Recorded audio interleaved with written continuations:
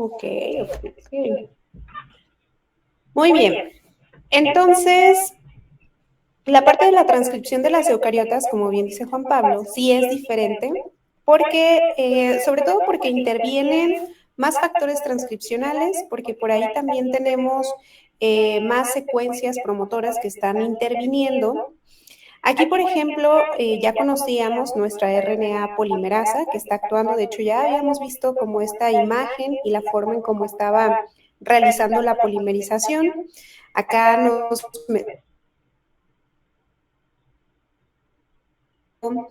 que hace la burbuja de transcripción aquí adentro.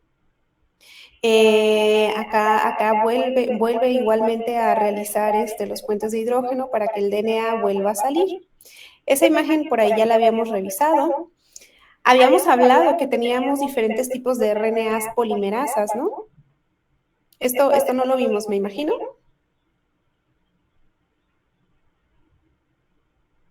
No. Ok, sale. Dentro de las más importantes son aquí ya en las eucariotas, y si ustedes pueden notar, aquí las observamos con una letra, con números romanos, a diferencia de las replicación, que allá los observábamos con letras griegas, pues acá la RNA polimerasa tenemos tres principales. Una que se encarga de sintetizar el RNA ribosomal. El RNA que está componiendo nuestros ribosomas junto con las proteínas componentes que por ahí se unen con las riboproteínas y entonces forman nuestro ribosoma. RNA polimerasa 2, es la que vamos a utilizar en este proceso, que es la que nos va a dar o nos va a transcribir nuestro RNA mensajero. Y la RNA polimerasa 3, que esta se encarga de codificar o se encarga de transcribir por ahí los RNAs de transferencia que vamos a estar utilizando en la traducción. Entonces, tres principales, esta es de la que vamos a estar hablando, la RNA polimerasa 2. Aquí algo diferente con respecto a lo que habíamos visto a las procariotas es que si alguien de ustedes me puede recordar cuántos factores transcripcionales utilizábamos en la transcripción, en el proceso de transcripción de las procariotas, y si se acuerdan cuáles.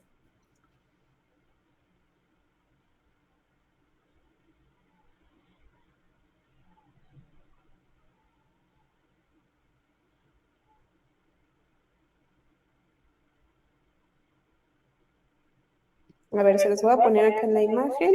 Se refiere por Ajá. ejemplo, la tropoisomerasa, a No, la... no, esos son de replicación. Factor transcripcional. ¿Se acuerdan lo que era un factor transcripcional? Y lo teníamos aquí.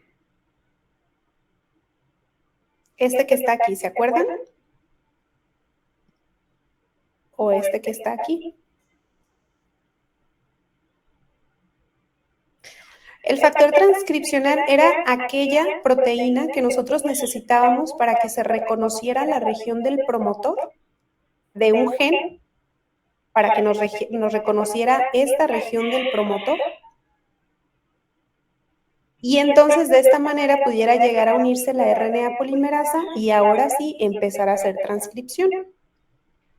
En las procariotas nosotros habíamos dicho que teníamos un solo factor de transcripción, que es el único que llega a unirse, sigma, ¿no? el factor sigma, exacto.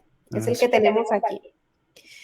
Que llega a unirse a la caja tata y que llega a unirse a menos 35 y posteriormente, ahora sí, llega a unirse la RNA polimerasa y empieza a realizar los transcritos, ¿no? Del RNA mensajero o de lo que se va a convertir en nuestro RNA mensajero.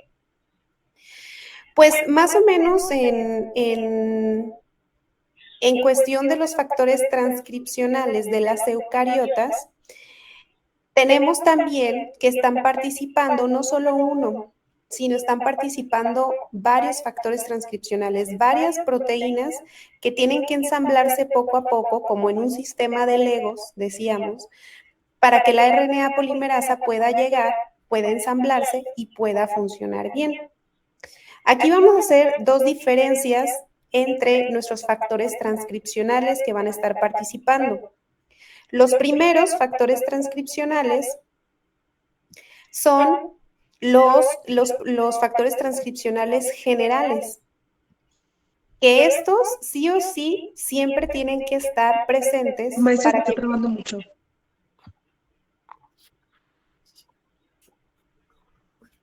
A ver, déjenme voy.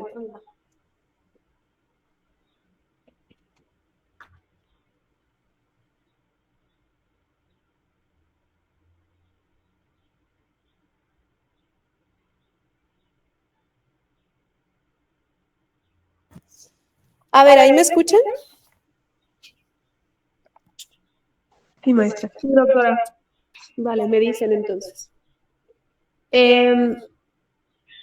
Entonces, les comentaba, estos sí o sí siempre tienen que estar presentes para iniciar transcripción.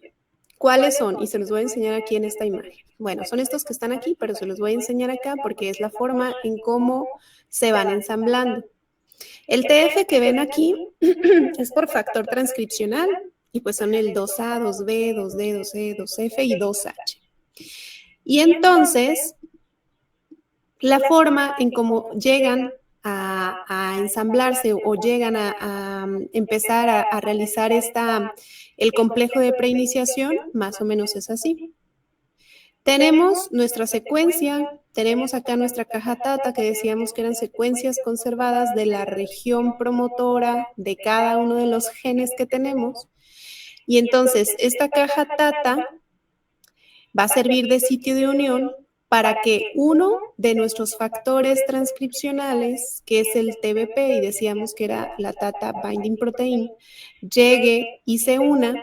Y acá están otros factores transcripcionales que son los generales, que va a llegar a unirse a este TBP y luego van a llegar así, cada uno de los que mencionamos. Acá está el TF2B, acá está el TF2H, TF2E.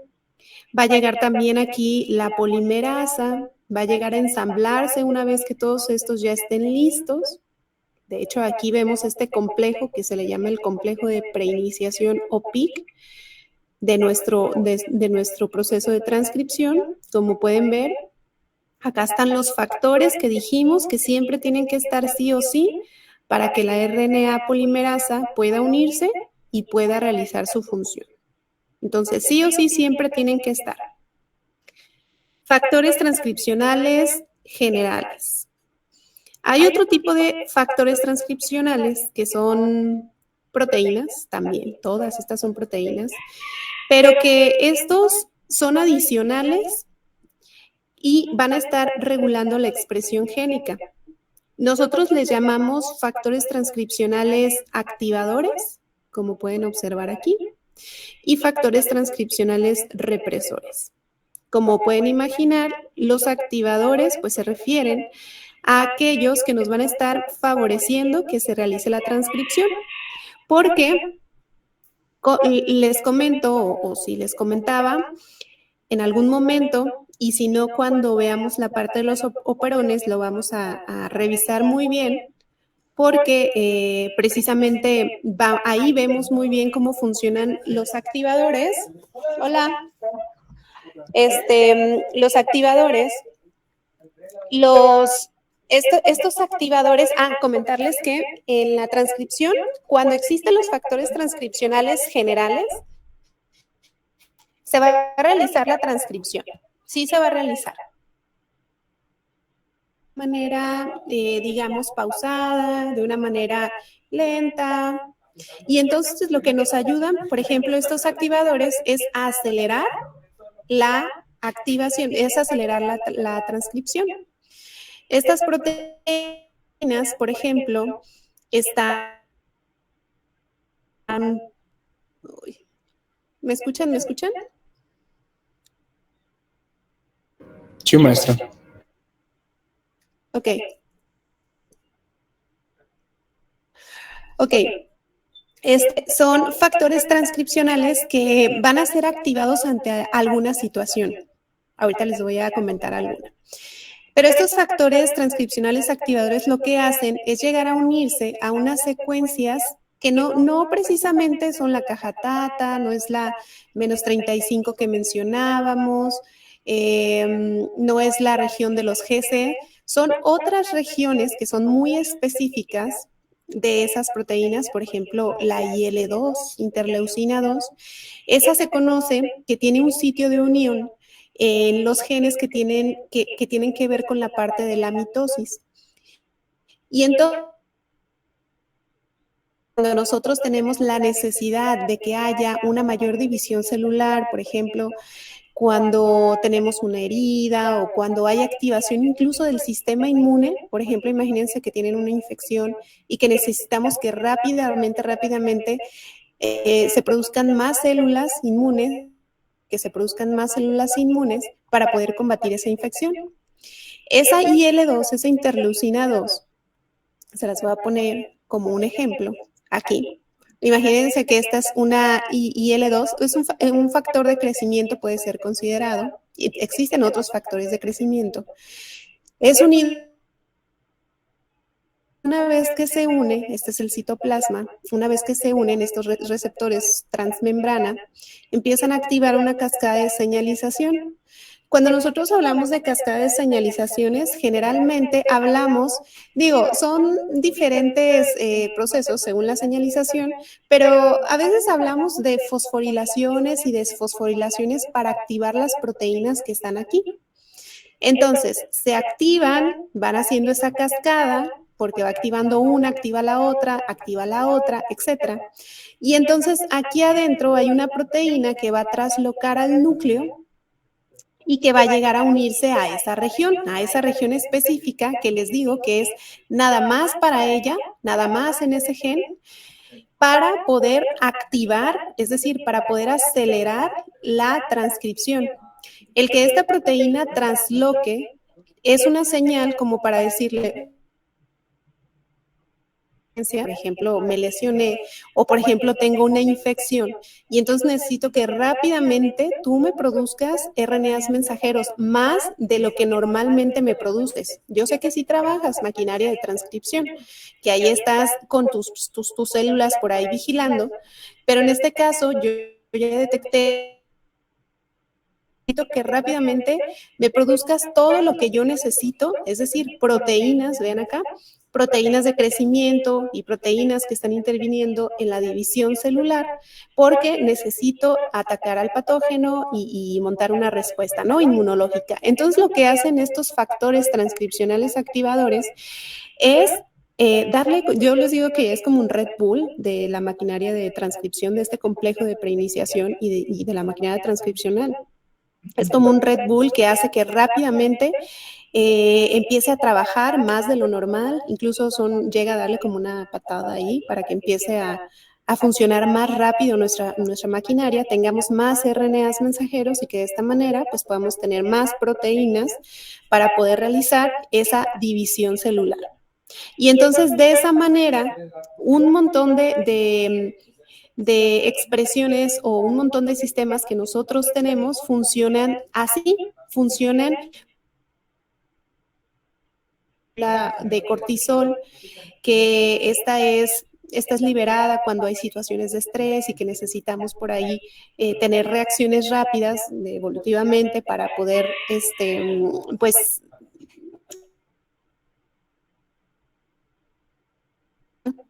entonces lo que hace, por ejemplo, esa hormona, sí. Perdón, se está cortando demasiado.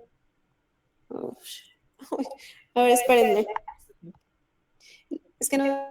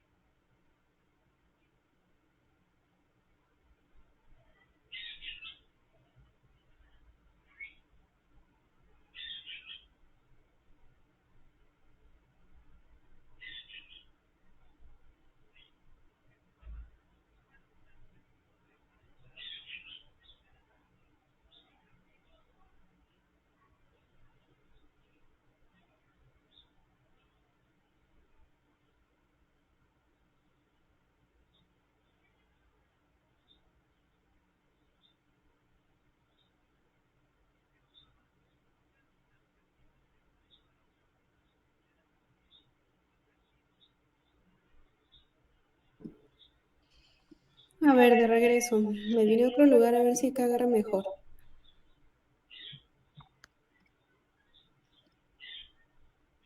Ok, ¿me escuchan aquí? Sí, maestra. Ay, no sé por qué siempre tengo ese problema con ustedes, de verdad.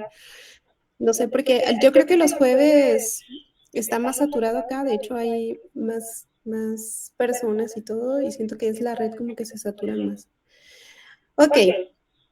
A ver, entonces les comentaba, ¿cuál es la función de esos factores transcripcionales activadores? Y les estaba poniendo el otro ejemplo del cortisol. Cuando tenemos esas situaciones de estrés, se empieza a generar por ahí la hormona que también llega a sus células diana para activar, por ejemplo, el sistema nervioso parasimpático para emprender la huida.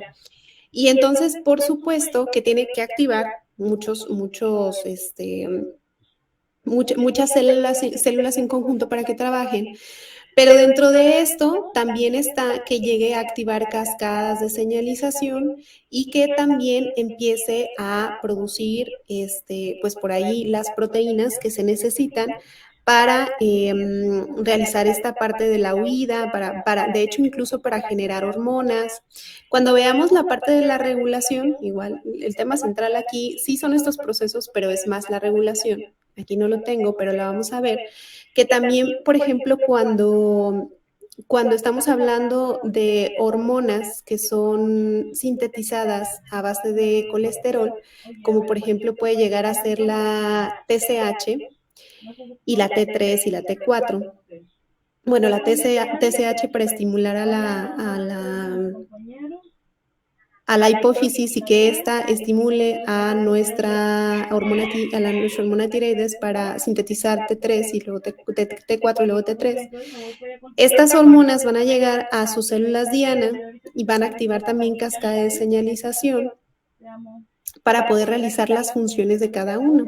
De hecho, vamos a ir por ahí ver una imagen como dependiendo de las hormonas que estemos hablando, si son liposolubles o si son o si tienen este componente hidrosolubles, que son hidrosolubles que no son tan fáciles de pasar a través de la membrana y que necesitan estos receptores.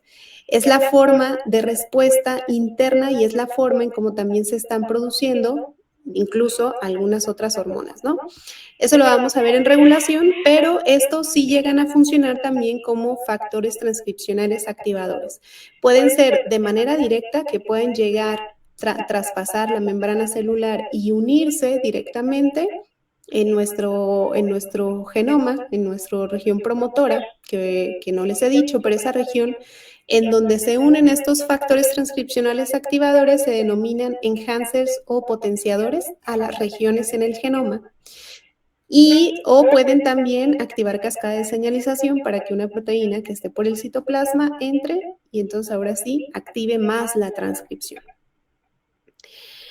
Muy bien.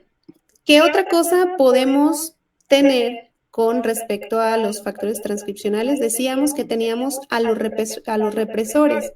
Generalmente los represores van a estar actuando, estos actúan, de hecho los activadores pueden estar hasta 1000 pares de bases antes o todavía más lejanos de nuestro sitio de transcripción. Y entonces van a estar actuando, déjense los digo de una vez, van a estar actuando de esta manera. Acá está nuestro maquinaria, nuestro PIC, nuestro complejo pretranscripcional.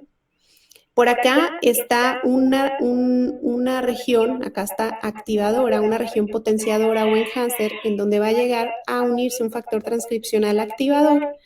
Y entonces se va a hacer como una especie de bucle para poder alcanzar en donde está la maquinaria y de esta manera darle la potencia que necesita para acelerar la transcripción.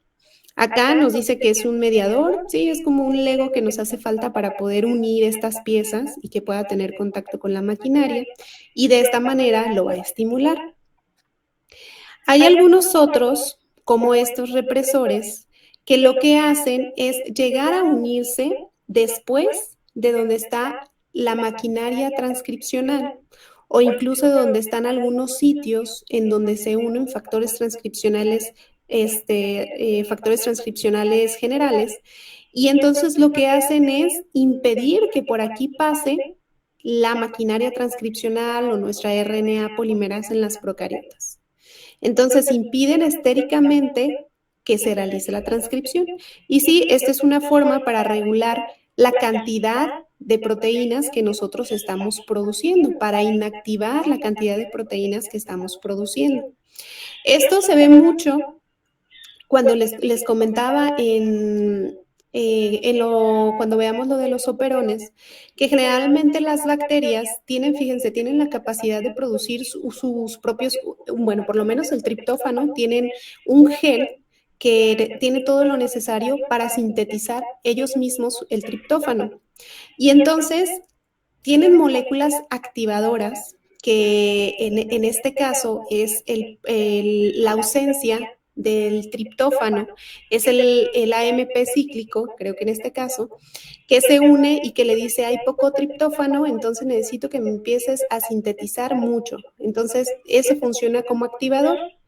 Y el mismo triptófano, cuando ya se encuentra en exceso, comienza a unirse en las regiones del represor y entonces le dice, pues ya necesito que dejes de producir, y entonces este mismo le sirve como una regulación para decirle no gastes más energía, no hagas más transcripción y entonces detente.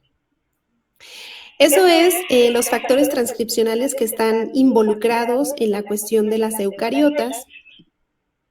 Les digo que esto es el proceso de manera general, pero donde ya vemos ahí la interacción de todo es en la regulación. Bueno, una vez que nosotros tenemos este complejo de preiniciación, que es cuando ya se formó toda esta maquinaria con todos los factores transcripcionales generales e incluso nuestra RNA polimerasa, que va a ser fosforilada. De hecho, la forma en cómo avanza nuestra RNA polimerasa es a través de la fosforilación que hacen nuestros factores transcripcionales. Se fosforila y es la forma en cómo se activa y empieza a transcribir. De hecho, algunos de los represores pueden llegar a quitar los grupos fosfatos de la RNA polimerasa y hacer que se detenga. Entonces, esa es la parte del inicio. La parte de la elongación, pues bueno, ahí ya sabemos que se refiere ya a cuando se añaden nuestros nucleótidos de RNA, empieza a elongar nuestra cadena.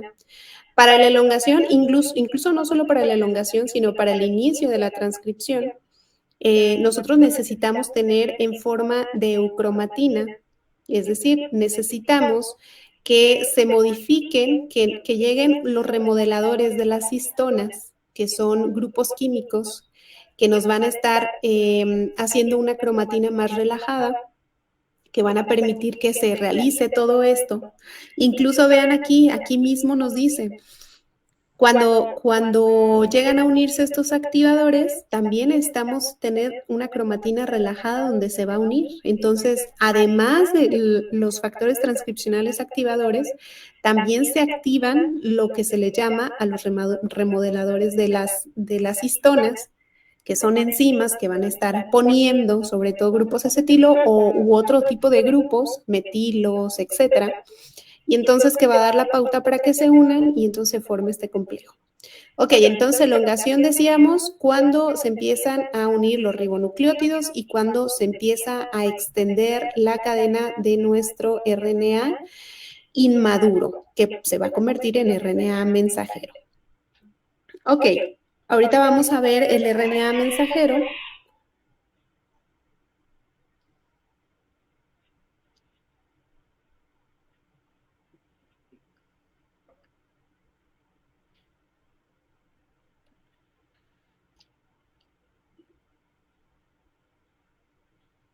Espérenme un segundo.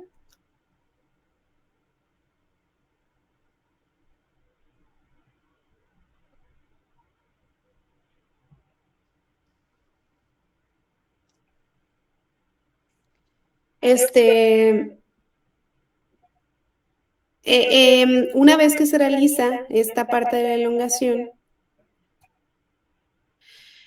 y que se extiende la cadena, Posteriormente llegamos a la terminación.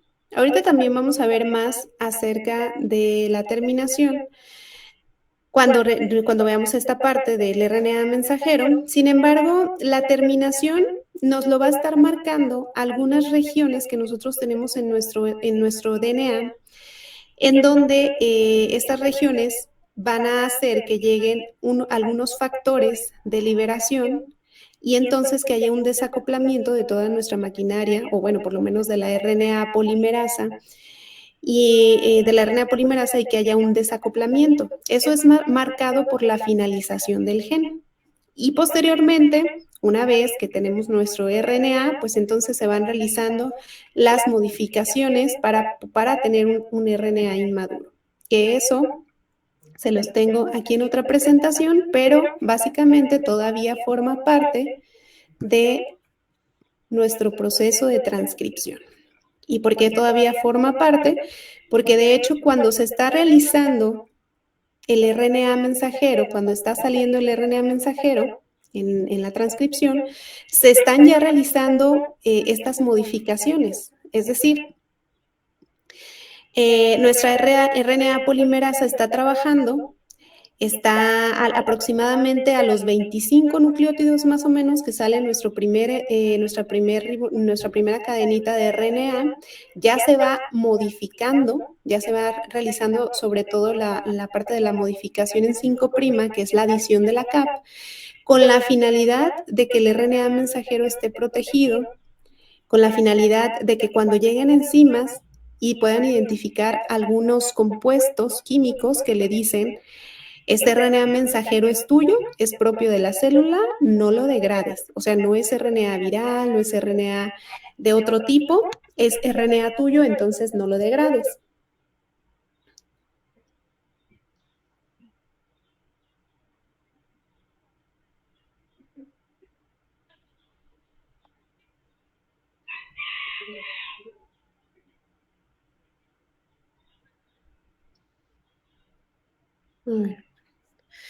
Ok, entonces, solamente para recordar un poquito o reafirmar un poquito lo que hemos visto. RNA, definición: intermediario en la síntesis de proteínas. Es el que va a llevar como la receta de qué necesitamos para que se realice una proteína. Componentes: pentosa, que es nuestra ribosa. Purinas, está conformada por adeninas y guaninas, esto no cambia. Pirimidina sí cambia, citosina y uracilo. Muy bien. La estructura sí es un poco más compleja. De hecho, cuando nosotros hablamos de RNA, déjenme ver si lo tengo acá, cuando hablamos acerca del RNA tenemos de estructuras a estructuras. Unas, las más sencillas, que son los RNAs mensajeros, y otras más complejas, como por ejemplo los RNAs ribosomales. Aquí les pongo, de hecho les voy a poner un ejemplo de un RNA ribosomal. Este es el RNA ribosomal 16S. Este está conformando parte de las subunidades del ribosoma de las procariotas. Ven aquí que dice E. coli, es una bacteria. Y este es uno de los tantos RNAs ribosomales que fueron codificados por la POL3, por la POL1, y que está formando parte de nuestro ribosoma. Existen muchos más RNAs ribosomales que están formando el ribosoma, pero este es uno de ellos, y vean que tiene su grado de complejidad. Estas tal cual no son dobles cadenas, no es una doble hélice, son autocomplementariedades. Por los nucleótidos que tienen, empiezan a formar horquillas, ¿sí? Empiezan a formar enlaces de puentes de hidrógeno. Donde no es complementario es donde se forman por ahí nuestras burbujas, nuestras horquillas, y de esta manera es como nosotros podríamos ver su estructura. Ya cuando estén en micro van a ver esa parte que tiene que ver con la forma en cómo se identifican las bacterias a través del RNA ribosomal 16S. Entonces, pues bueno, tenemos ya los 3 RNAs que nosotros conocemos, digamos, muy bien: mensajero, de transferencia y ribosomal. Cuando veamos también la parte de regulación, ahí vamos a ver la parte de los microRNAs y también cómo es su función, de hecho vamos a ver la biogénesis de los microRNAs y lo de los RNAs pequeños nucleares, que son los siRNAs. Y vamos a ver cuál es su función, vamos a ver cómo están regulando nuestro RNA mensajero y por qué ganaron el premio Nobel estas personas el año pasado con respecto a este tema.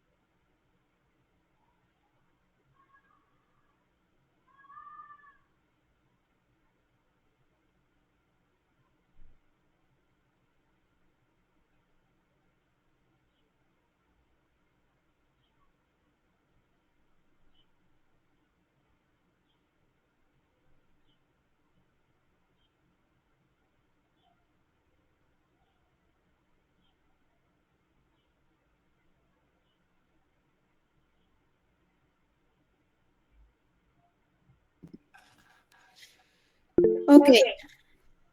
Juan Pablo, perdón, ¿eh? Es que me entró una llamada de aquí, algo de rectoría. ¿Era eso que no me escuchaba? No, maestra, es otra duda. A ver, adelante. Lo del microRN, ahí Ajá. es donde entra lo de factores transcripcionales específicos. No, fíjate que es una forma diferente de regulación que tiene que ver con que estos microRNAs, que así como su nombre lo dice, son pequeños fragmentitos, de hecho algunos son menores a 100 ribonucleótidos, y ya una vez procesados, de hecho te quedan como de 20 ribonucleótidos, y lo que hacen es que el mismo genoma los produjo dentro de sus intrones, generalmente están dentro de los intrones, para poder regular también, aparte de lo que vamos a ver en un momento, que es la polimerasa y la cola de poli-A, también los generó dentro de estos intrones como para poder degradar el RNA y que este fuera regulado, como para no tener un exceso también de proteínas, porque también las proteínas en exceso, por ejemplo, un cortisol en exceso, pues también nos provoca daño a nosotros. De hecho, estas interleucinas que yo les decía, cuando se mantienen también en exceso o se encuentran activas durante un tiempo muy prolongado, también nos generan un daño y un estrés en la célula.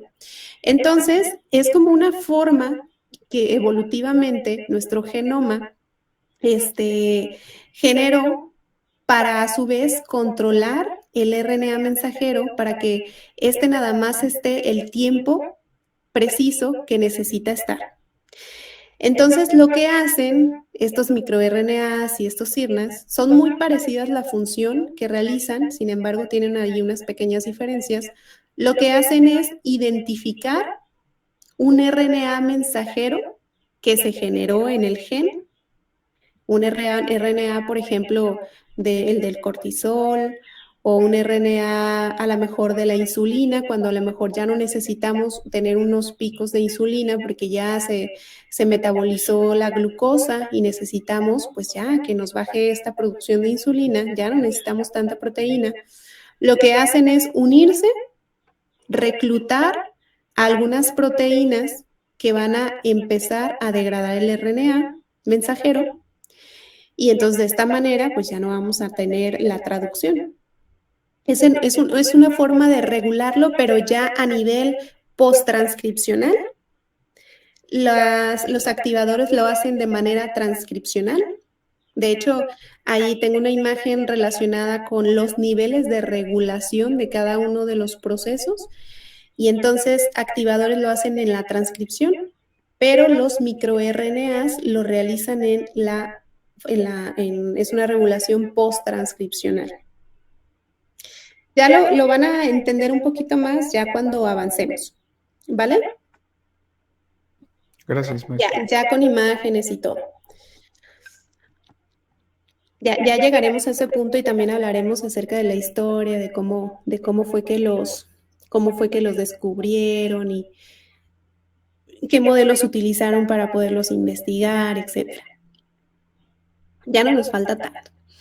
Ok, entonces, RNAs, decíamos, ¿no? El RNA mensajero, pues es algo que nosotros vamos a encontrar en todas nuestras células. Pues necesitamos, ¿no? Que todo el tiempo estén activos algunos genes, sobre todo los que tienen que ver con las funciones básicas de la célula y las funciones o genes que tienen que ver con la estructura de la célula, pues para poder sobrevivir, ¿no? O sea, por supuesto que todo el tiempo nosotros tenemos RNAs mensajeros de distintos genes activos. Hay otros que solo se tienen que activar bajo ciertas circunstancias. Ya hablábamos, por ejemplo, del cortisol, RNAs mensajeros de la insulina cuando tenemos un estímulo en el páncreas, por ejemplo. Entonces, siempre los vamos a encontrar ahí.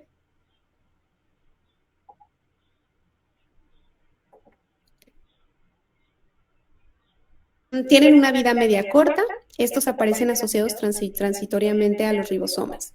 Ahorita vamos a hablar esto de la vida media corta que tienen, porque precisamente, de hecho, una modificación que sufren ellos también es una forma de regular la vida media del mensajero, que es la cola de Polía, como les mencionaba. ¿Tienen tamaños diversos? Pues sí, por supuesto, dependiendo cuál es la proteína que se necesite, pues es el tamaño que va a tener el RNA mensajero. Es la estructura más sencilla, no tiene una forma definida. Está codificada, o bueno, está compuesta por dos regiones, la codificadora, que es la que va a representar a los aminoácidos, y esta tablita que tenemos aquí es del código genético, que vamos a ver en la traducción, pero acá están los codones, que representan a cada uno de los aminoácidos.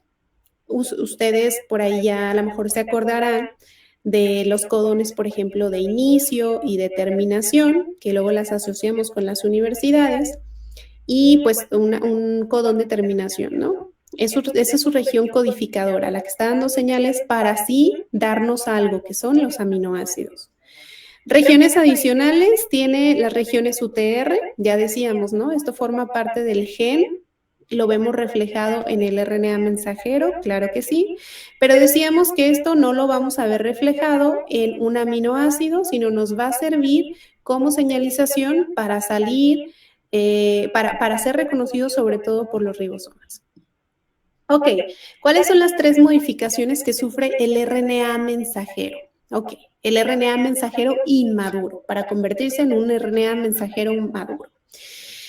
Pues las 3 modificaciones que se realizan son añadir la cap en 5' al inicio del RNA, añadir una cola de polía en 3' al final del RNA y que le vamos a llamar poliadenilación, y la eliminación de intrones y unión de exones, que le llamamos el corte y el empalme.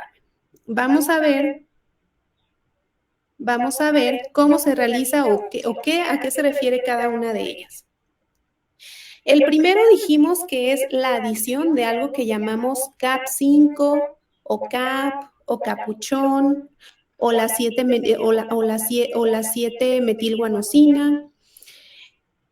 Déjenles, les platico cómo se realiza y se los voy a platicar nada más, tampoco no es necesario que se lo aprendan, tampoco las enzimas ni nada, sino simplemente que entiendan qué es lo que está pasando. Fíjense, cuando la RNA polimerasa está extendiendo el RNA cerca de 25 nucleótidos, ya que salieron 25 nucleótidos por el canal de salida de nuestra RNA polimerasa, lo primero que sale es el 5'. Eso yo creo que esperemos que ya lo tenemos claro, porque decíamos, sintetiza de 5 a 3'. Entonces, lo primero que sale ahí es el fosfato, está el grupo fosfato con nuestro nucleótido, y pues si el fosfato está unido al carbono 5'. Entonces, lo primero que sale es 5'. Y entonces, todavía sigue por ahí la transcripción, y mientras está la transcripción, por ahí llega nuestras enzimas que están aquí. Una fosfatasa, que como su nombre lo dice, de hecho, las fosfatasas eliminan grupos fosfato, las sinasas agregan grupos fosfato. Entonces, fosfatasa elimina el fosfato del extremo 5'. Acá está. Sinasa llega, elimina un fosfato del 5'. Después llega una enzima que se llama guanililtransferasa, que como su nombre ahí lo dice, va a agregar un guanosin monofosfato.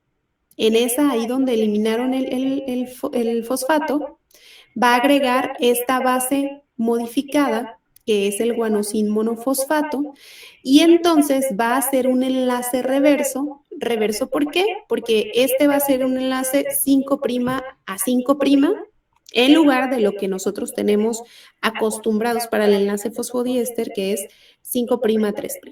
Entonces, va a ser un enlace reverso para poder unir este nucleótido modificado que está al final o al principio de la cadena, si lo queremos ver así, en 5', y luego va a llegar la metiltransferasa, que esta le va a agregar como, digamos, los toquecitos finales, que son la metilación, para finalmente, con todo esto, decirle a nuestras enzimas, a nuestras RNAsas, decirle esta parte que les comentaba de este es un RNA tuyo, es el de la célula, no lo ataques.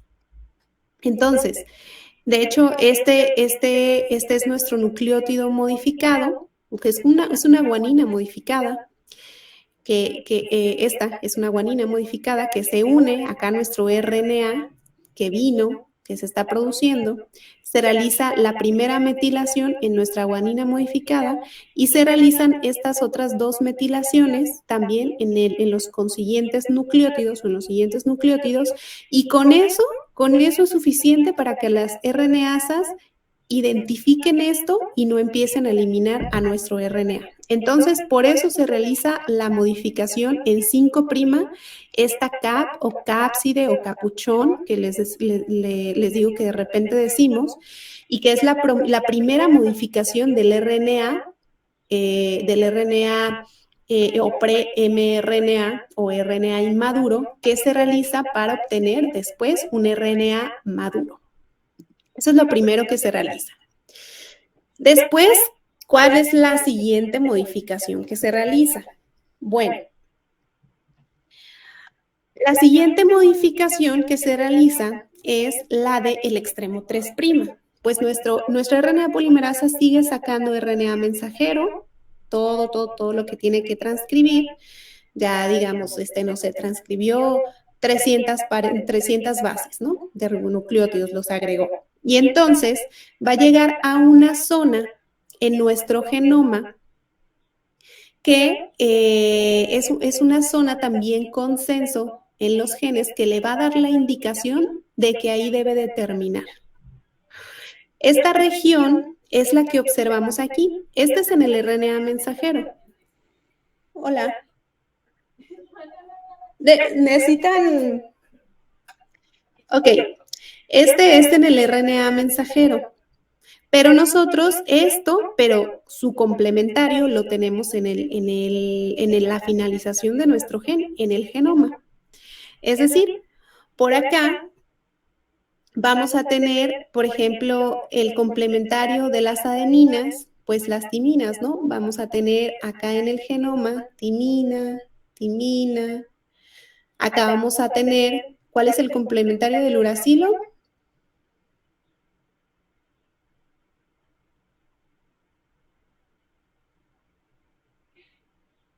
¿Ah, ya se durmieron? ¿Me escuchan? ¿Es la adenina? Adenina. Ok, vamos a tener la adenina y así el complementario de cada uno de ellos. Y luego va a pasar una región donde es un espacio de 10 a 30 nucleótidos y vamos a tener esto, que va a ser una guanina y una timina acá en nuestro ADN, y esa va a ser la señalización junto con esta. Otra región más adelante, de aproximadamente 30 nucleótidos, en donde es una región rica en Cs y en As, en el genoma, para que aquí nos dé unas Gs y unas Us. Entonces, eso va a ser la señalización de terminación en nuestro gen. Ahí van a llegar factores de liberación que se van a unir ahí y entonces va a terminar la transcripción. Es una señalización de la región. Son regiones que señalizan la terminación. Una vez que llegan estos factores de liberación, se va a desensamblar todo. Como hemos visto, se desensambla nuestra RNA polimerasa, nuestro pre-mRNA, que fue modificado ya de un extremo, y nuestro DNA, ¿no? Por ahí cada quien se va por su lado. Entonces nos queda el RNA mensajero, que todavía necesita ser protegido en el extremo 3'. Entonces, estas señalizaciones mismas que dieron, como esa señal en el ADN para liberar, también sirve para que acá lleguen unos factores de corte, unos factores de corte, como lo ven aquí, en donde reconocen el CA, llegan, reconocen estas regiones y entonces precisamente aquí realizan un corte específico. Y en este corte, y precisamente con este CA que vemos aquí, llega una enzima que se llama la poliapolimerasa. ¿Y qué es lo que hace esta enzima? Pues añadir esta cadena de nucleótidos de adenina, esta cola de poli-A, la cual ya, de hecho, su función tal cual de la polimerasa es sintetizarla. Aproximadamente, en promedio, se tiene que la poli-A polimerasa es una cadena de 200 adeninas. Sin embargo, esta también es una forma, les decía, de regular el RNA mensajero. A mayor número de adeninas o una cadena más larga de adeninas, es decir, que la poli-A polimerasa agregue más adeninas, el RNA mensajero va a permanecer más tiempo en el citoplasma que una cadena más corta. ¿Por qué? Porque del lado del extremo del 3', en realidad no tenemos otra señalización, como en 5' esos metilos, que nos ayude a proteger nuestro RNA mensajero. Del lado donde está la cadena de poli-A, sí son muchas adeninas que le va a dar tiempo nada más. Le va a dar tiempo de vida media a nuestro RNA mensajero, el tiempo en el que las RNAsas llegan a quitar una por una, toda esta cadena de 200 aproximadamente adeninas, y que eventualmente en algún momento va a llegar a nuestro RNA mensajero medular, donde viene la información, y pues va a empezar a degradarlo. Entonces, esta protección es temporal. Y vamos a ver que, pues también, de acuerdo a la proteína que estemos hablando, por ejemplo, si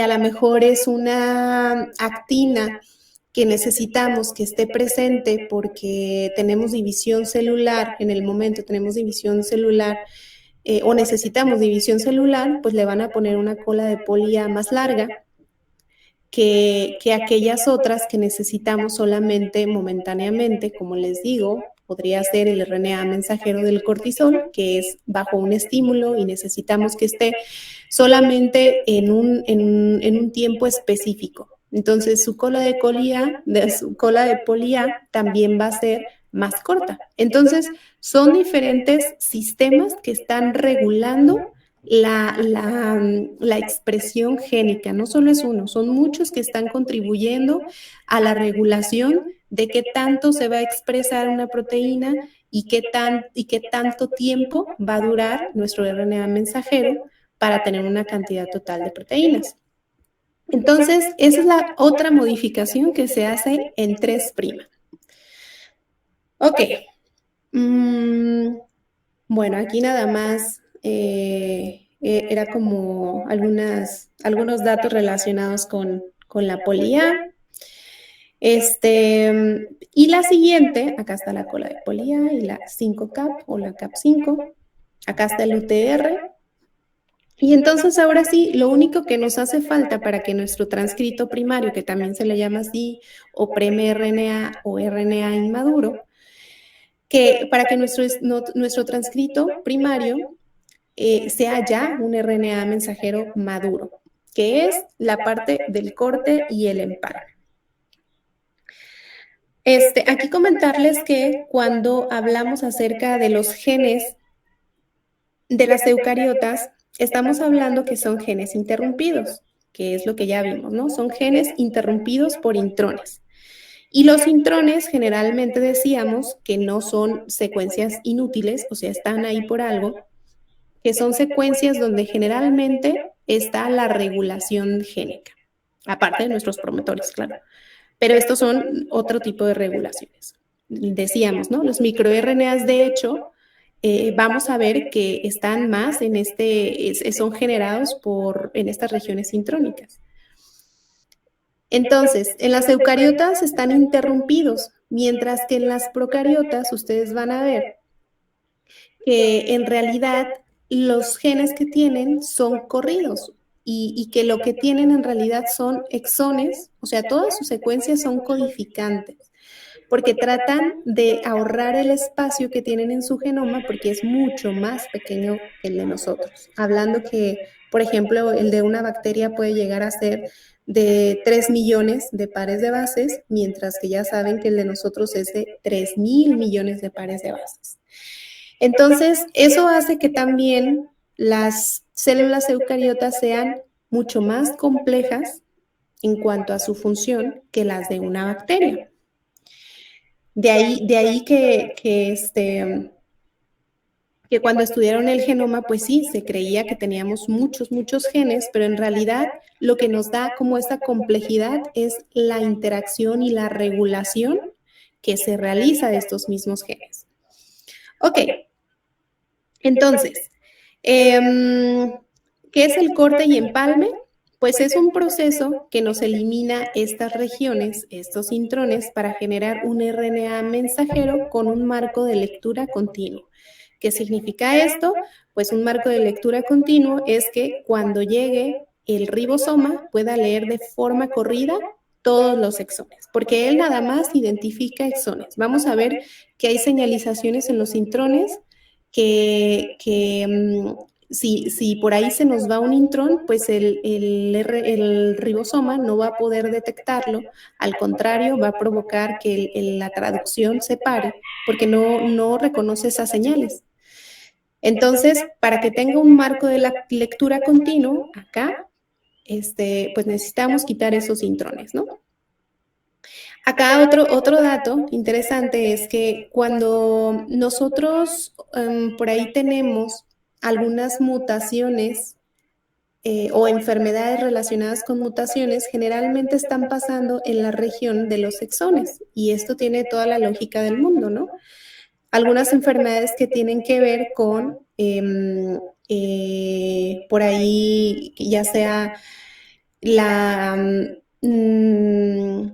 baja función o proteínas o enzimas que no estén funcionando, o por ejemplo, tenemos por ahí uno que vamos a ver que es la distrofia muscular de Duchenne, que esta es una enfermedad que se da precisamente por una mutación en un exón. Al haber una mutación, de hecho, creo que es una inserción o deleción en uno de los exones, lo que hace es que cambia el marco de lectura total. Lo cambia en el sentido de que la proteína, si tiene, no sé, 150 aminoácidos, por acá es en el exón 51 más o menos, se produce esta mutación y lo que pasa es que al insertar un nuevo nucleótido, se realiza una señal de paro. Una señal de paro que no estaba antes. Entonces, es una señal de paro que llegó a la mitad o antes de la mitad de una proteína que debería de producirse completa. Y entonces, lo que pasa es que en lugar de producir una proteína que es la distrofina, que tiene una función muy importante para realizar la amortiguación en la contracción muscular, pues entonces tenemos una proteína que es trunca porque se hizo un paro anticipado, porque hubo una modificación, una mutación en un exón, y entonces pues esto genera una cantidad de signos y síntomas en las personas que lo padecen, que llega a afectar bastante su calidad de vida y que incluso llegan a no tener una esperanza de vida como las personas que no tienen la condición. Entonces, eso es un ejemplo de que una mutación en un exón lo podemos ver reflejado en una enfermedad. También les digo, ahorita cuando veamos esta parte de traducción, vamos a ver que no siempre es así. Vamos a ver que hay algunas, digamos, características que se tienen que cumplir para que sí sea una enfermedad, o algunas características que en realidad van a hacer que ni siquiera notemos que sucedió algo en el exón, ¿no? Porque nos dio un aminoácido equivalente, porque tiene propiedades físico-químicas más o menos iguales, porque no es a lo mejor ese aminoácido no está participando en la formación de un enlace, no está en el sitio catalítico, etcétera, ¿no? Entonces, todo depende, no todas las mutaciones generan una enfermedad, pero sí, de las enfermedades que conocemos, muchas que conocemos, sí están asociadas, enfermedades genéticas, sí están asociadas a la mutación en los exones. Ok. Mutación en los intrones también se pueden ver, pero lo que puede pasar aquí es que por ahí nos evite la producción del RNA mensajero, evitando corte y empalme. Ahorita eso lo vamos a ver con el corte y empalme alternativo. Muy bien, entonces, estas son las señalizaciones. Esto si observan aquí en la imagen, nosotros tenemos unas señalizaciones en el exón, cuando se termina el exón y cuando se inicia el intrón. Aquí está, ¿no? Son secuencias que siempre van a estar ahí presentes al inicio del intrón, al final del intrón, al final del exón, al inicio del exón, y que son esas secuencias que van a identificar nuestro sistema de este empalmosoma, que van a estar ahí participando diferentes proteínas, ribonucleoproteínas, etcétera, las van a identificar, y ahorita les voy a poner un video, las van a identificar y van a hacer la eliminación del intrón y posteriormente la unión o el empalme del exón con el exón. Ok, este es nada más lo que por ahí a lo mejor ya conocemos, que es el espliciosoma o el empalmosoma, que pues contiene todo lo que él necesita. Ahí están las RNAs pequeños nucleares, ribonucleoproteínas, factores de corte y empalme, y todo lo que necesita para poder realizar el splicing. A ver, les voy a poner este videíto. Espérenme. Maestra, Sí. todo esto se hace después de la adición del CAP5 y antes de la adición de la cola del polia, ¿verdad? Esto el splicing se realiza después de la adición de la cola de polía, porque necesitamos primero proteger ambos extremos para que no sea degradado nuestro ADN, y luego ya ahora sí se realiza el corte y empalme. Entonces, primero CAP5, adición de polía, porque ya se liberó todo, ya se terminó la traducción, y luego ya después entra este sistema del splicing.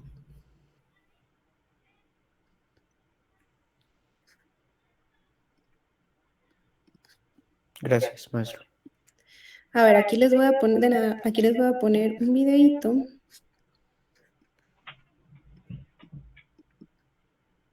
Se los voy a poner aquí.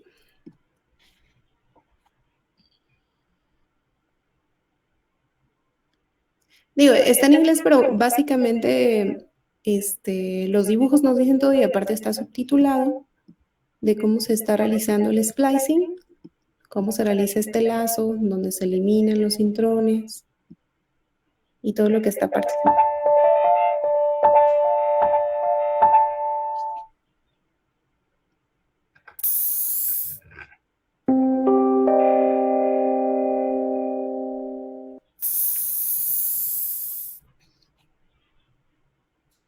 The following animation will describe the process of RNA splicing, an important step in creating the mRNA that is involved in protein synthesis via the process of translation.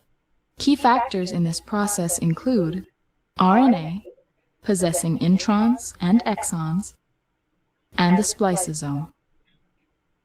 Here we see an RNA molecule with a single intron. Several signals exist within the intron that are used in the splicing process.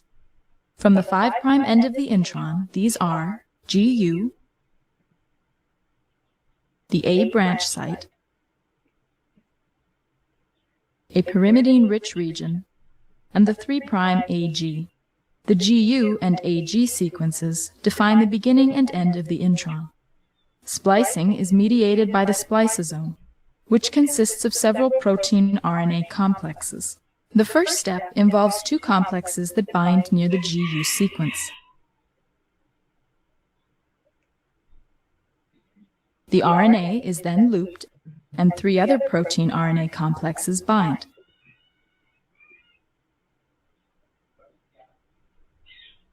This final complex then undergoes a conformational change. Introns are non-coding RNA sequences that must be removed before translation. The process of removing the intron is called splicing. The intron is then cleaved at the 5' GU sequence and forms a lariat at the A branch site. The 3' end of the intron is next cleaved at the AG sequence, and the 2 exons are ligated together.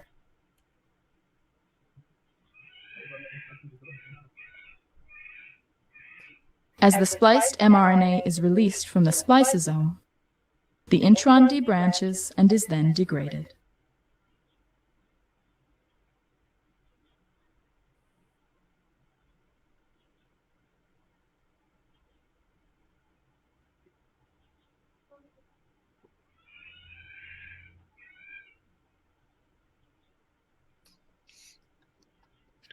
Ok.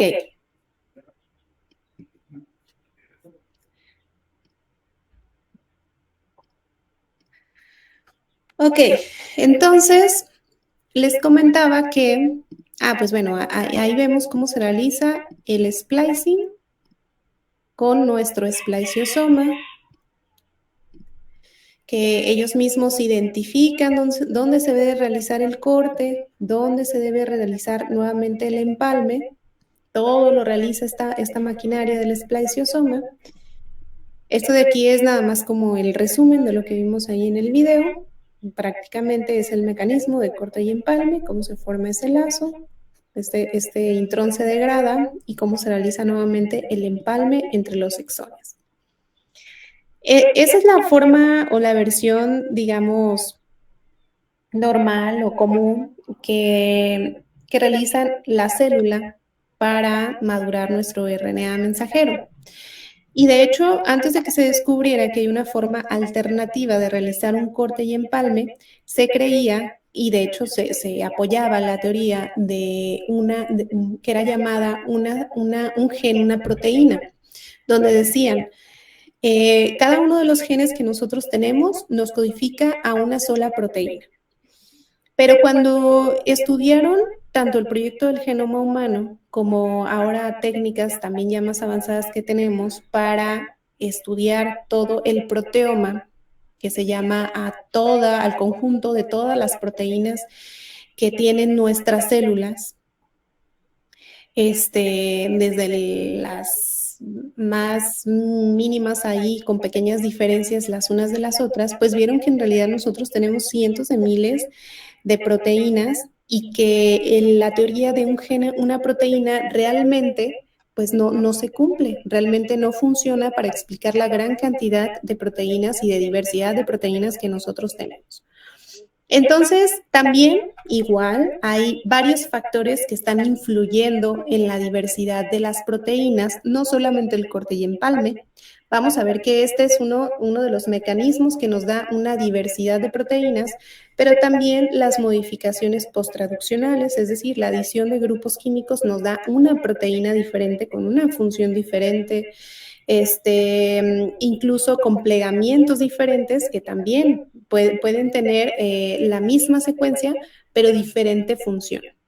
Entonces, en este sentido, cuando se realiza el corte y el empalme alternativo, tiene que ver con el hecho de algunas señalizaciones que van a estar actuando entre el exón y el intrón. Es decir, podemos tener por ahí secuencias, señalizadores, que también son, algunas de ellas pueden ser RNAs, que van a llegar a ocultar aquí las secuencias, por ejemplo. En este caso, tenemos nuestra proteína A, que es la del corte y empalme clásico, ¿no? Proteína A, exón 1, exón 2, exón 3, exón 4 y 5. Está formada por todos los exones. Nos da nuestra proteína A.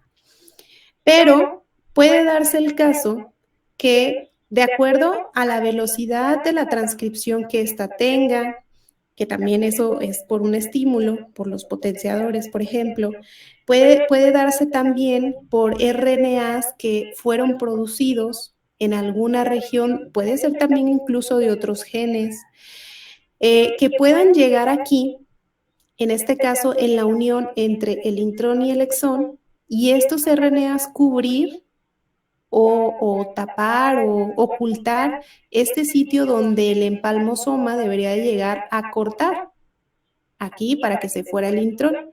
Y lo que hacen es cubrir estas regiones y entonces cuando llega todo nuestro spliceosoma, lo que hace es cortar aquí en el exón 2, también cortar acá en el exón 4, porque ahí es en donde encontró la señalización, pero estas de aquí se fueron ocultadas.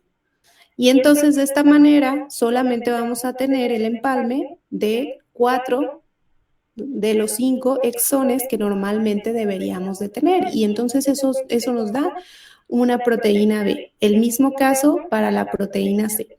Y de esa manera nosotros podemos tener diferentes proteínas dependiendo de la cantidad de exones. Digo, aquí nos ponen 5 exones, pero en realidad en las proteínas podemos tener más de 100 exones, 50. O sea, nuestras proteínas son más allá que eso. Y entonces el hecho de que tengamos modificaciones en este corte y empalme, pues hace que tengamos también esa gran diversidad de proteínas.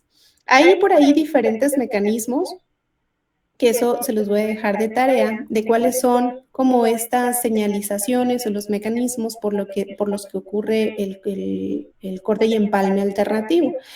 Les digo que tiene que ver con el hecho de sí, por ahí algunas proteínas reguladoras propiamente del splicing, que son, que tienen por ahí alto contenido de serina y arginina. Tiene que ver también, de hecho, el estado epigenético de la misma cromatina, qué tan accesible o no esté tan accesible la cromatina en ese momento. Tiene que ver con la velocidad, les digo, de la transcripción, de cómo se esté realizando. También ahí pueden saltarse a veces algunos exones, incluso con estímulos de factores ambientales o incluso celulares, ¿no? El estrés, algunas señalizaciones de hormonas, etcétera, ¿no? Entonces, les voy a dejar ahí de tarea sobre todo la parte de los tipos de splicing alternativo para que pues conozcamos más acerca de esto. Entonces, pues esta es la parte final que realiza el RNA mensajero, esta última modificación para tener un RNA mensajero maduro. ¿Y qué permite tener un RNA mensajero maduro?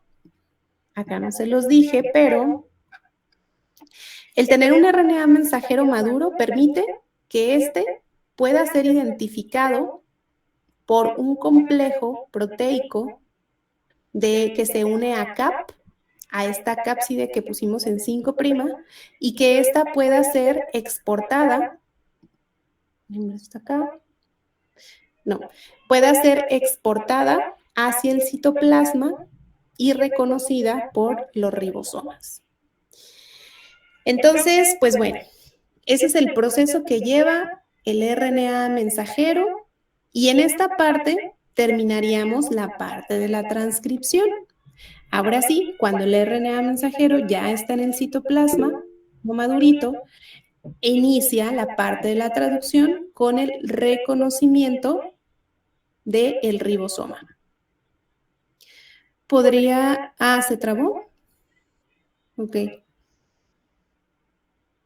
Ok, les comentaba que el proceso de la transcripción termina cuando finalizamos el corte y empalme, ya sea el clásico o el alternativo, y les comentaba que la CAP5, esa modificación que no les dije lo que realizaba, aparte de proteger, que nos sirve para que sea exportado a través del poro nuclear hacia el citoplasma, y ahí ya terminamos nuestra parte de la traducción.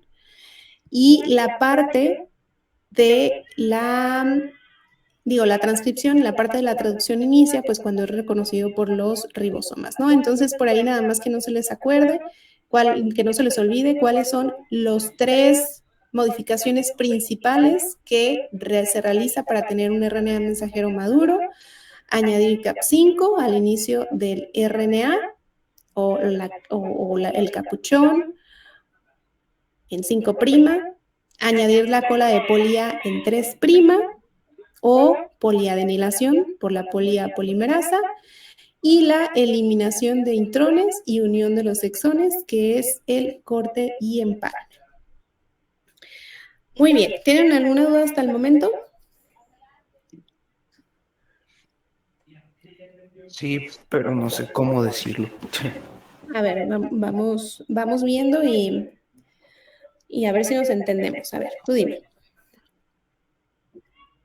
No, es que justo me quedé pensando lo que mencionaba hace ratito de la activación del splicing alternativo.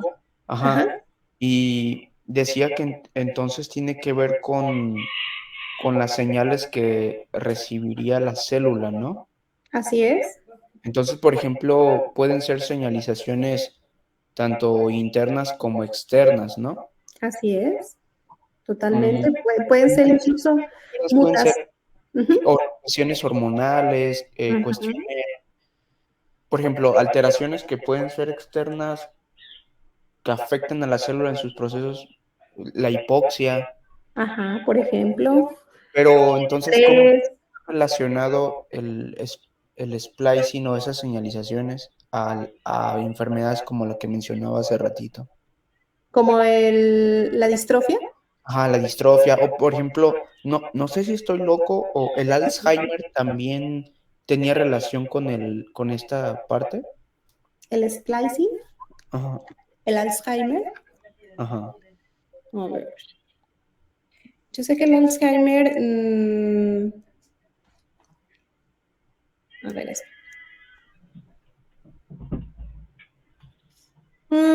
Análisis de empalme en el cerebro en un proceso altamente regulado. Alteración del empalme en los transcriptomas del Alzheimer. Estoy viendo, porque no he investigado esa parte. Dice, un nuevo estudio transcriptómico de cerebros envejecidos ha descubierto que la alteración del splicing es un dispositivo generalizado de la enfermedad del Alzheimer. Ok, pues lo podemos ver para la siguiente clase. Vemos que, a ver, dice, se realizó un estudio con variantes genéticas que influyen en el empalme del pre-RNA mensajero durante el envejecimiento. Las variantes en la región de empalme tuvieron un mayor efecto en el empalme, además, enriquecieron regiones ricas.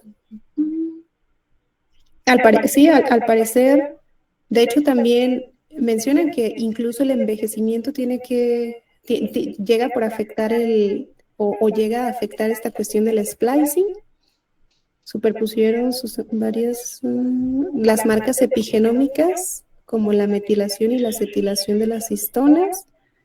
Se enriquecieron en los polimorfos que se ven asociados con la enfermedad de Alzheimer. Ok, sí, de hecho acá menciona, como bien dices, que marcas epigenéticas o epigenómicas tienen que ver con la alteración, se los voy a poner acá, tienen que ver con la alteración del el splicing. Y sobre todo yo creo que van a tener, cuando veamos esta parte de la epigenética van a entender, yo creo que muy bien cómo funciona esto. Si nos habla, aquí nos habla acerca de qué marcas epigenómicas están asociadas con el desarrollo de Alzheimer, con la enfermedad. Y seguramente lo que estará pasando es que no permite el acceso correcto, para que, digamos, señalizaciones que sí debe de tener o sí debería de tener nuestro RNA mensajero o incluso señalizaciones de las mismas enzimas que pueden llegar a, que son necesarias para cortar, se produzcan. Porque estas marcas epigenómicas se realizan principalmente en el DNA, no en el RNA. Entonces, tiene que estar pasando algo a nivel del genoma que no permita que se libere lo necesario para realizar el splicing, el splicing de manera correcta. Y se genera el alternativo. Exacto. Entonces, por ejemplo, factores o sea, hace ratito que veíamos lo de factores de transcripción, no, ¿cómo le llamaban? Ajá, los específicos o especiales. Ajá. Específicos o especiales. Entonces, los factores transcripcionales específicos, como si tienen que ver con secuencias potencializadoras en el ADN, que era lo que decía, ¿no? De la patadita que le daba. Ajá, en el ARN ya puede identificarlos en el ARN y en el ARN. Entonces, esto está afectando o está generando un cambio en, no sé, en la respuesta normal. Sí, también podría. Entonces, También puede estar relacionado a estos mecanismos de corte y empalme alternativos. de corte de empalme del splicing alternativo. Así Sí, ¿no? es. Sí, totalmente, porque de hecho les comentaba, la velocidad en la que se realiza también esta transcripción es como todo, si realizas de una forma muy rápida algo, te puedes equivocar, pues. Y lo mismo pasa aquí. Si un activador o este potenciador, el activador es tan fuerte o llega a generar una alta velocidad, pues puede hacer que cuando se realice, a ver, estoy ubicando, No. Por ejemplo, el P53, creo que ese es un especial y tenía relación con había leído un documento sobre el cáncer y Ajá. tenía relación porque creo el P53, se me olvida el nombre Es un checkpoint, un punto de control de la mitosis, ajá. tenía que ver con la velocidad, ¿no? El P53 pero tiene que ver con el hecho de autorizar o no, del control de calidad, si avanza hacia la fase S o no. Pero, de hecho, es que hay muchísimos, de hecho, sí, el P53, y yo me acuerdo haberlo leído cuando hice mi tesis, P21, P53, sí pueden llegar a ser activadores directos en el genoma.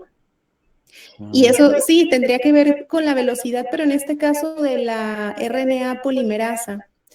Y ya en la cuestión del splicing, ya estamos hablando de que esta ya se liberó, que tenemos a nuestro RNA. Entonces, yo creo que estarían afectando más otras cosas, como bien mencionabas, a lo mejor esta parte del epigenoma, que no se estén produciendo lo necesario a lo mejor para señalizar en dónde se tiene que cortar. Eso a mí me hace como más sentido. El hecho de que sí haya una mutación de estas tantas mutaciones que ocurren por la RNA polimerasa, que mencionábamos que esta tiene una tasa de mutación mucho más alta, de 10, por cada 10,000 pares de bases tiene un error y puede que ese error justo caiga pues en esta conjunción exón-intrón y que sea uno de los motivos por la cual no reconozca el empalmosoma y no corte ahí también. ¿Qué más puede ser?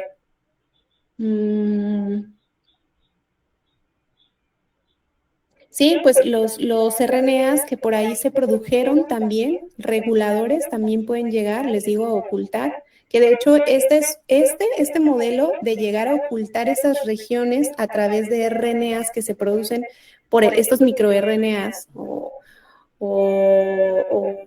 sí, pequeños RNAs, que también se les llama oligonucleótidos antisentido, se basaron para realizar una de las terapias que se utiliza hoy en día, por ejemplo, para el síndrome de Duchenne, en donde esto lo sacaron de la célula que así lo producía.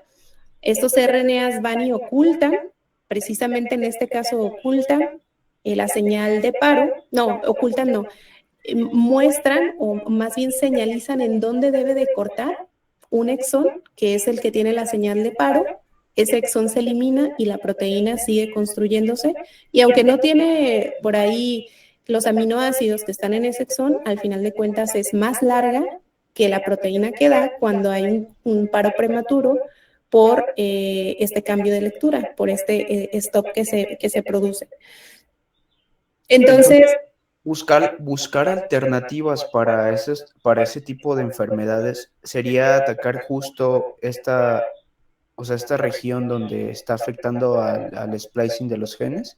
Así es. O sería caso, sí. darle lo necesario para que no tenga, vaya, o sea, para que no le haga falta.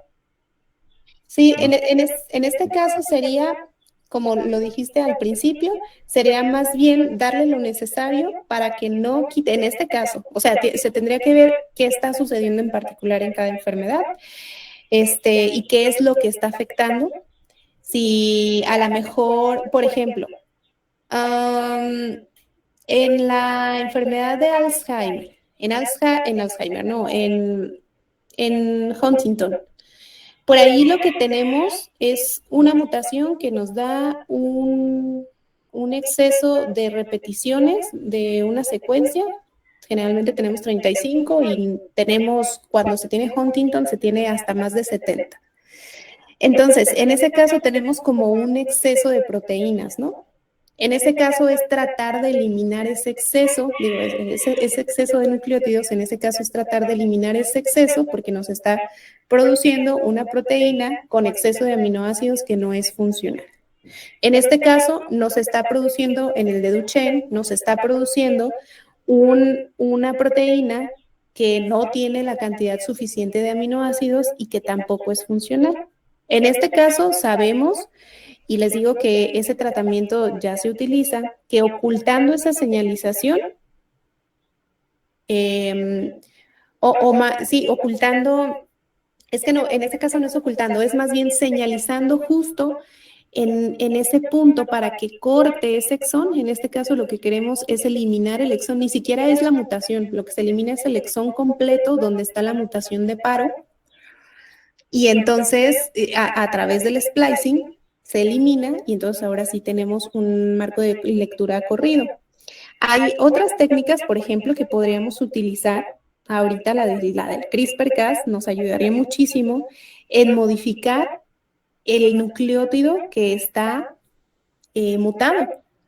Es decir, nada más cortar una pequeña secuencia donde está mutado, darle la guía para que nos dé una región que no tenga la mutación y que de esta manera pues ya pueda producir la proteína completa.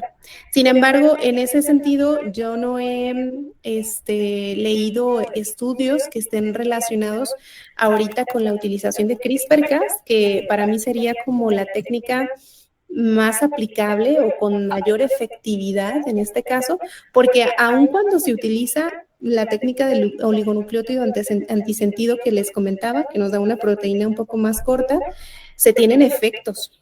O sea, esta proteína más corta, sí, no te da todos los signos y síntomas de la distrofia muscular de Duchenne, pero sí te da algunos efectos, porque no sigue realizando la función que debería. Y, por ejemplo, utilizar una técnica como el CRISPR-Cas, que es modificación en el genoma de esta mutación, ahí sí nos podría dar una proteína completa. La cosa es que, pues, que haya investigaciones y que haya estudios para poderla realizar.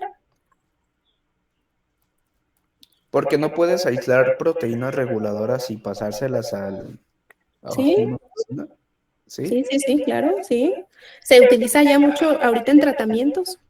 Por ejemplo, ahorita ya hay algunos medicamentos que tienen que ver con la modificación de histonas y eso te ayuda a, a que se exprese o no se exprese dependiendo lo que tú quieras, un gen o incluso un virus.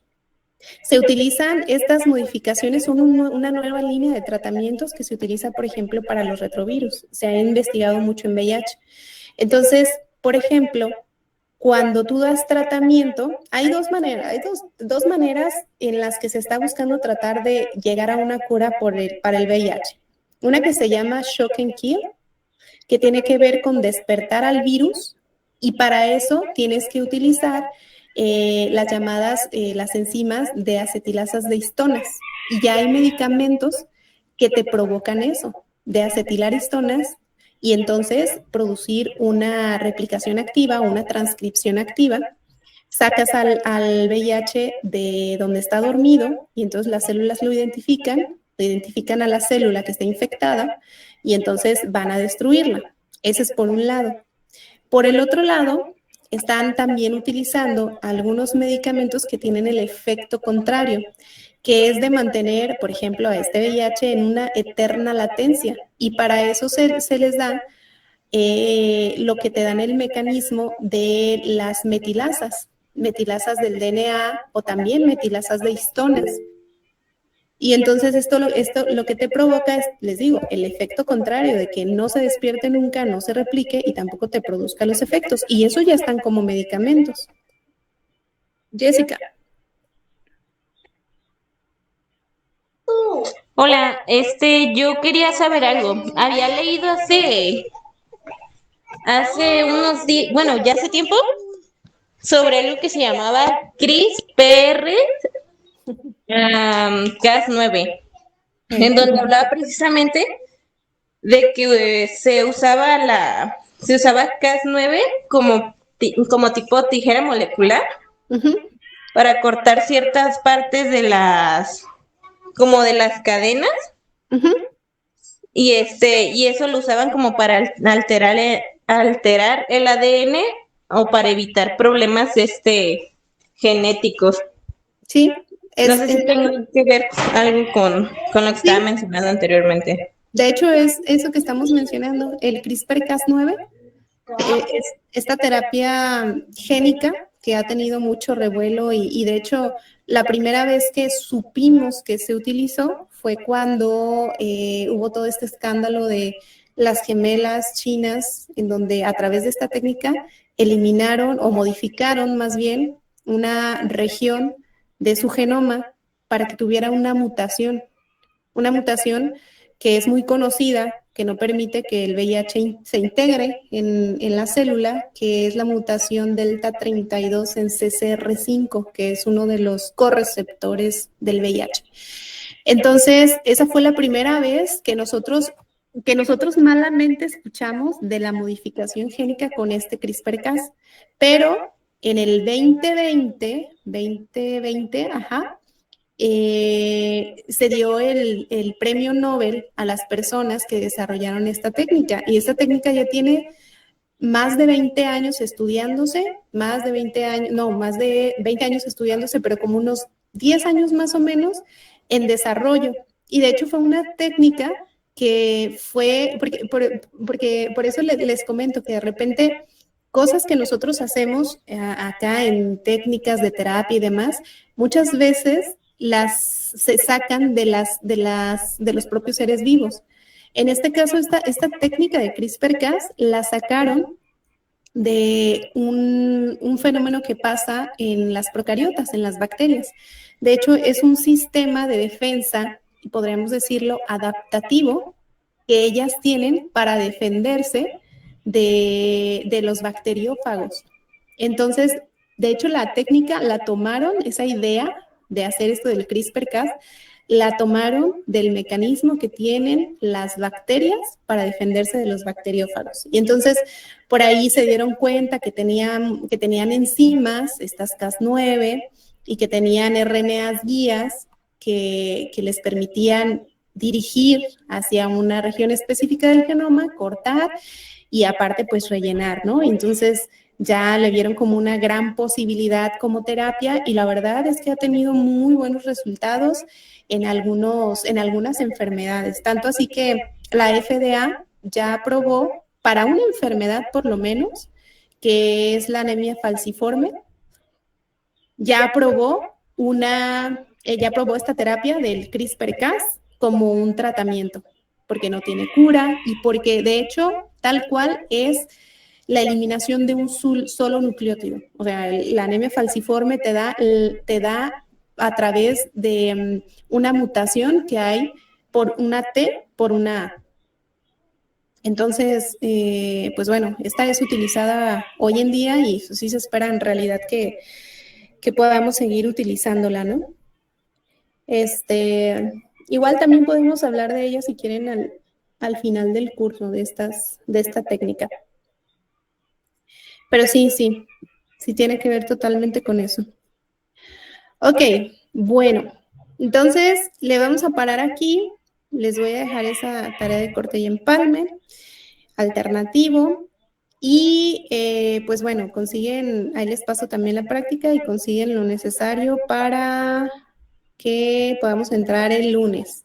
El lunes los veo directamente en el laboratorio de salud, ahí en la entradita del laboratorio de salud. Diana. Maestra, ¿va a ser por equipos? O sea, ¿nos repartimos por equipos una cebolla? Pues yo creo que puede ser por todo el grupo. Ahí hay 5 mesas. Entonces, si quieren, puede ser una cebolla por mesa. Ok, o si muchas quieren gracias. llevar 2 y con eso creen que es suficiente para todos, pero si no, unas 5 estaría bien. ¿Sale? Muy bien, chicos, cuídense, pues. Nos vemos el lunes. Bye, bye. Gracias. Hasta el lunes, Gracias. gracias.